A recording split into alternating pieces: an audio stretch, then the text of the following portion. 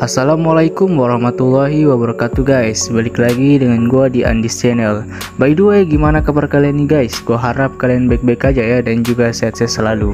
Kali ini gua akan mereview alur film yang berjudul Liverleaf 2018. Film ini mengisahkan tentang Haruka Nozaki, seorang gadis cantik yang baru saja pindah dari Tokyo ke kota terpencil di sekolah barunya. Namun, ia malah menjadi sasaran bully habis-habisan oleh teman-temannya di sana. Ia pun tidak membalasnya dan tidak memperdulikannya. Namun, kasus ini mulai menyeret keluarganya Nozaki, dan disinilah Nozaki menjadi badas atau mengerikan dengan akan membalas siapa saja yang terlibat dengan kejadian tersebut. Penasaran dengan kelanjutan filmnya? Mari saja kita langsung masuk ke alur filmnya.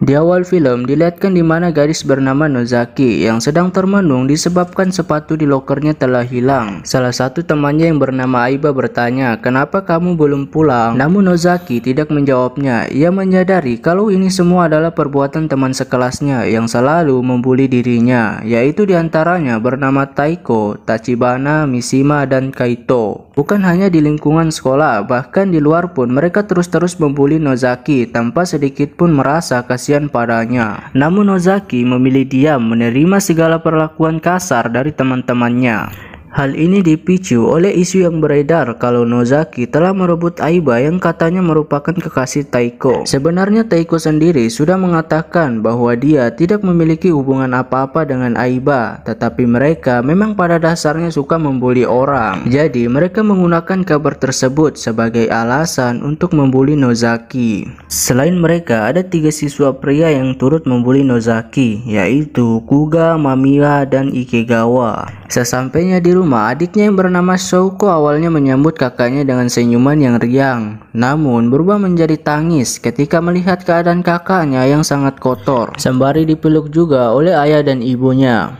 Atas kejadian itu, ayah Nozaki mencoba melapor atas kejadian bully itu yang dialami anaknya ke wali kelasnya yang bernama Guru Minawi, dan gurunya di sini malah seperti tidak peduli dan malah mengatakan sekolah akan tutup dan dia tidak ingin ada masalah dengan muridnya. Jadi tidak ada pilihan lain lagi bagi Nozaki selain meneruskan sekolahnya yang kurang lebih 2 bulan lagi mereka akan segera lulus. Dan akibat wali kelasnya yang tidak peduli, bulian-bulian terus berlanjut diterima Nozaki, namun ia terus berusaha untuk tetap tegar. Di tempat lain, ayahnya Nozaki juga dibully oleh teman-teman segeng cewek-cewek yang dimana ia ditendang sampai terguling di tangga dengan sepatu yang ditempelkan paku-paku yang tajam. Dan di kelas, lagi-lagi Nozaki mendapat bulian lagi. Kini ada gagak mati di laci meja belajarnya, dan wali kelasnya lagi-lagi tidak memperdulikannya dan malah fokus nulis di depan papan tulis.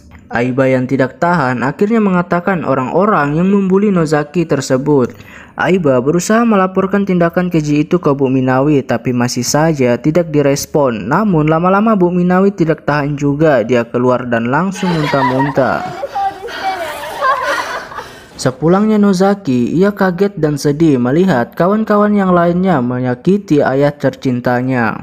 Bukannya marah, si ayahnya yang sayang kepada anaknya menyarankan kepada Nozaki untuk tidak usah bersekolah lagi. Hari demi hari, Nozaki lalui di dalam kamar tanpa bersekolah. Tidak hadiran Nozaki membuat kawan lain bernama Rumi menjadi sasaran bully.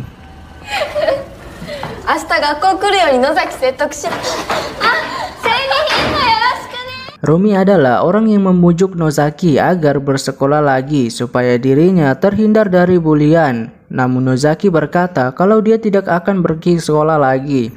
Hal itu membuat Rumi sangat cemas dengan apa yang terjadi dengannya besok. Dan benar saja, ketika di sekolah Rumi mulai dibully oleh Taiko dan gengnya.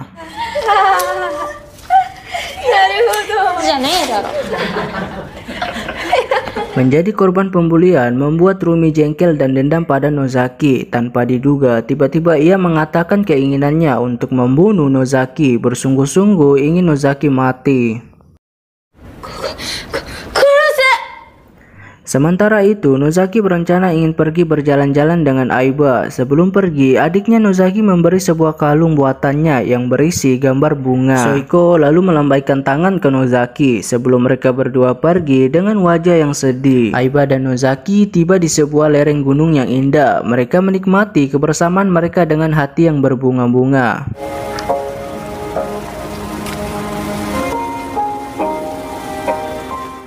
Dan di saat yang sama, Rumi yang ingin menunjukkan keberaniannya dengan ingin dendam ke Nozaki, menuangkan bensin di setiap sudut rumahnya Nozaki. Ibu Nozaki keluar dan memperingatkan hal yang tidak benar itu. Namun Kuga dengan teganya malah menyalakan korek api dan membakar ibunya Nozaki. Ayahnya Nozaki yang melihat langsung berlari demi melindungi istrinya, namun malah ditembak oleh Mamiya. Lalu Rumi membakar mereka semua dan seisi rumahnya. Dan saat Nozaki dan Aiba pulang, mereka menyadari kalau rumah Nozaki kebakaran. Nozaki mulai menyelamatkan keluarganya, tetapi orang-orang mencegahnya. Tidak tega melihat penderitaan Nozaki, Aiba lalu berlari ke dalam rumah untuk menyelamatkan Seiko yang ternyata masih hidup tapi dengan luka bakar yang cukup parah. Nozaki hanya bisa berteriak histeris sembari menatap nasib keluarganya. Dan di rumah sakit, Nozaki meratap adiknya yang koma karena kebakaran itu. Dan di sini sungguh disayangkan, ibu dan ayah Nozaki tidak terselamatkan dan tewas secara tragis.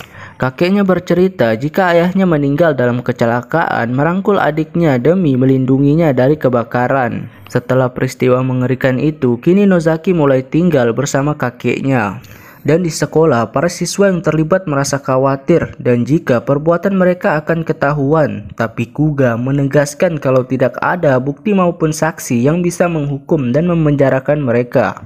Keesokannya mereka kaget melihat Nozaki yang kembali bersekolah. Aiba pun menghampirinya. Ia berkata kalau Nozaki tidak perlu memaksakan diri ke sekolah. Namun trauma atas peristiwa yang dialaminya membuat Nozaki tidak bisa mengeluarkan suaranya. Seperti biasa, Tachibana mengajak Nozaki ke tempat mereka biasa menyiksanya. Tujuannya, ia ingin Nozaki melakukan bunuh diri di sana. Sebab menurut Tachibana, Nozaki tahu peristiwa kebakaran itu ulah mereka. Tanpa belas kasihan, ia terus menyiksa Nozaki yang masih merasa berduka.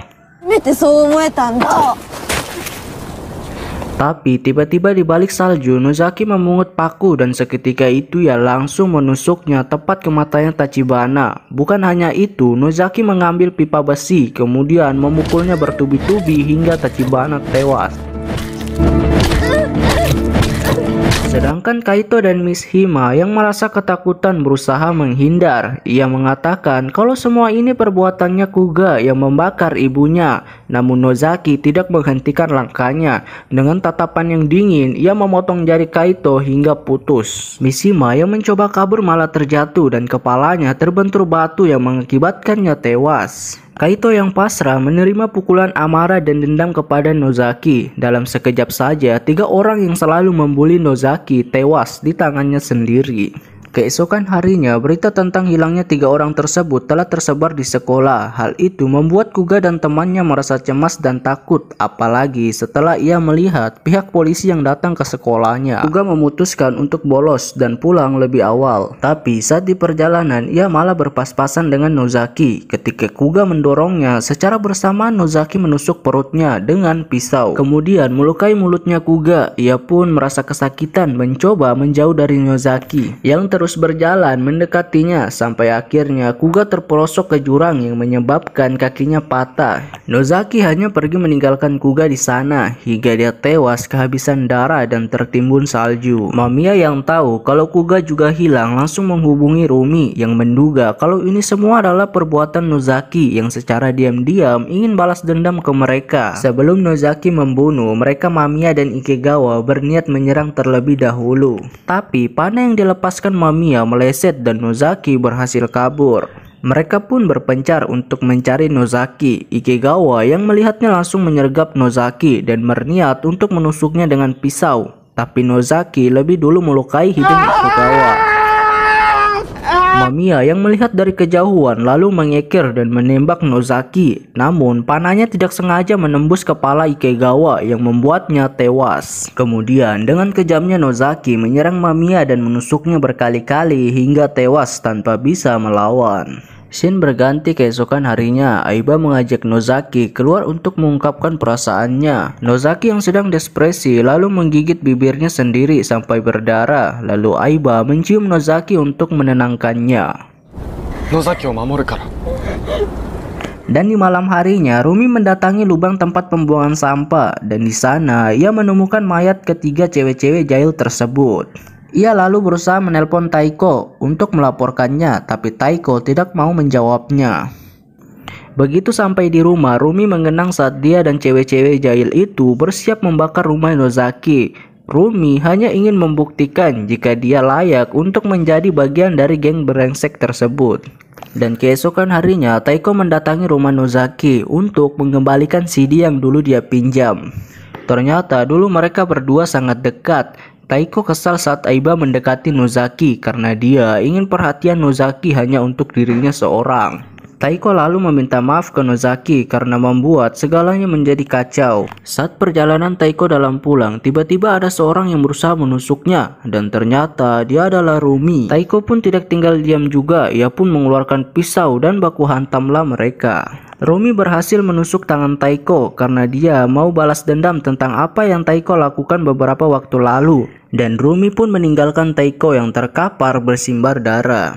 Dan saat malam hari, Nozaki ditelepon oleh Aiba. Ia mengatakan dirinya akan Nozaki pindah ke Tokyo dan tinggal bersamanya. Namun Nozaki pun menolak mentah-mentah. Aiba pun kecewa, berpikir bahwa Nozaki hanya memilih keluarganya daripada dirinya. Setelah menutup telepon tersebut, disinilah kita melihat sifat aslinya Aiba, di mana dirinya adalah sosok psikopat yang tega memukul dan membunuh neneknya sendiri untuk mendapatkan izin tinggal di Tokyo. Dan atas penolakan Aiba ke Nozaki, Aiba kini menyerang kakek Nozaki hingga sekarat. Dengan begitu, Aiba bisa hidup bersama dengan Nozaki. Nozaki berlari mengejar Aiba, rasa cintanya pun berubah menjadi hilang. Ia sangat kecewa pada Aiba karena membuat kakeknya terluka berat. Di antara mereka tiba-tiba muncul Rumi menyela. Rumi menusuk perut Nozaki dengan sebuah pisau. Aiba yang marah melihatnya langsung memukul Rumi tanpa ampun dan menghabisinya.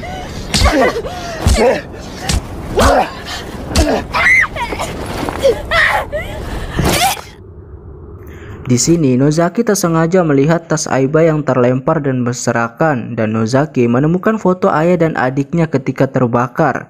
Aiba lalu mengaku memotret ayah dan adiknya ketika terbakar dengan alasan sebuah peristiwa heroik yang patut diabadikan. Tentu saja Nozaki pun murka. Dia lalu berusaha menyerang Aiba, sayangnya meleset.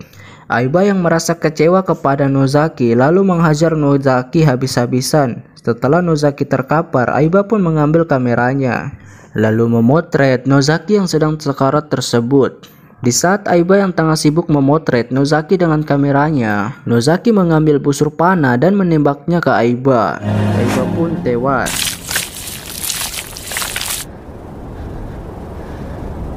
Setelah memandangi kalung pemberian adiknya, Nozaki pun akhirnya terjatuh. Nozaki mati karena kehabisan banyak darah di tengah guyuran hujan salju. Dan film pun tamat. Oke guys, sampai di sini saja ya filmnya, dan jangan lupa bantu like-nya juga dan nyalain loncengnya dan subscribe. Bagi kalian kalau ada juga yang mau request kan film, tinggal komen aja ya di bawah. Oke, sampai jumpa di video berikutnya ya. Bye bye.